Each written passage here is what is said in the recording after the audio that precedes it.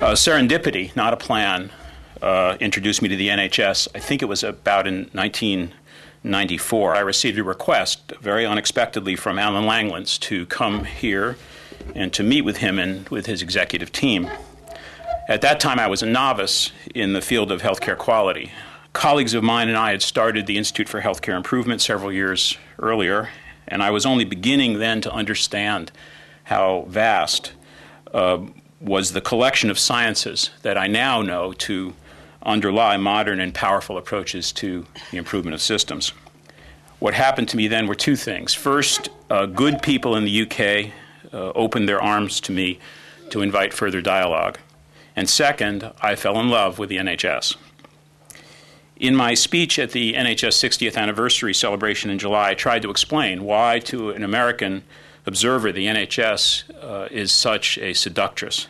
But in really shortened form, the reasons were these: clarity of purpose, aggregated financing, political accountability, centralized stewardship, the heritage of strong primary care, and the explicit commitment to equity and justice.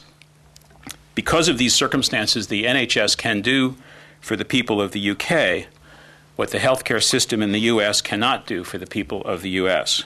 Yours is a nation whose healthcare can meet social needs and indeed promises to do so.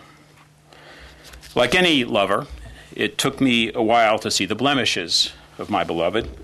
It did not take me a long while, though. I had plenty of help with people quite willing to point out the warts.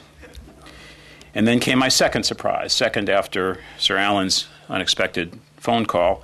It was to be asked in 1998 to join the new Modernization Board.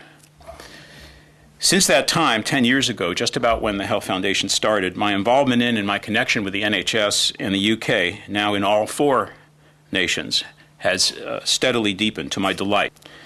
Now, here approximately is what I have seen, or think I have seen, happen in that amazing decade. First, your nation set aims. They came from political imperatives that a master politician had no trouble deciphering. Blair's charter to all the relevant stakeholders, governmental, NHS executive, the Modernization Board, and many more, came in the form of specific goals for improvement: access, personalization of care, clinical reliability, prevention, and expanded manpower. National service frameworks developed, and the dreaded targets were born. The modernization of the NHS showed the virtue of commitment to a promise made in 1948, and it took the form of courage at the testing point when a new government put its future on the line to make that happen. The UK, in the decade between, say, 1998 and 2008, accumulated more knowledge and more expertise per capita than almost any other nation I know about how to improve healthcare as a system.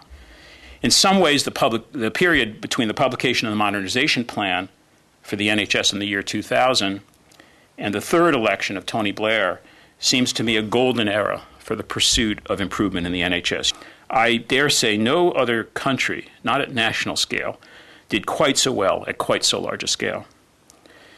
For a while, it seemed to me that improvement, growth, and learning were ascendant. And then I became unsure. I don't know exactly when I began to see pressure, not support, incentive, not trust, accountability, not learning, as ascendant, but gradually I think the balance did shift. The NHS was not alone in this. It is equally important, no, it's more important, to return to what I regard as the deepest foundation for proper leadership in any social enterprise, at least any noble social enterprise, and surely yours is noble. That foundation is the belief among leaders that those they lead want to have pride and joy in their work. In healthcare, it is that those who work in healthcare want in their souls to help and to heal others. These good people can sometimes not look so good, but none of this belies the fundamentally important fact that they want deeply to do good and to do well. The leader who forgets that, who does not believe that, leaves fallow and may even destroy the greatest resource in healthcare, which is the hearts of the people who give healthcare. Now comes the phase we have entered with the Darzi report. It's a report full of wisdom and of direction, and it is a worthy successor to the modernization plan that I still think was a landmark. It calls out with clarity for many of the renewals and the redirections that I think will serve you well. For the long haul, I am not at all worried. My confidence rests in the simple fact that history so often predicts the future. And your history in this search for a nation's health thrills me. I am still in love. You are the nation of Nye Bevan, the nation that promises equity and access and universality and justice and care.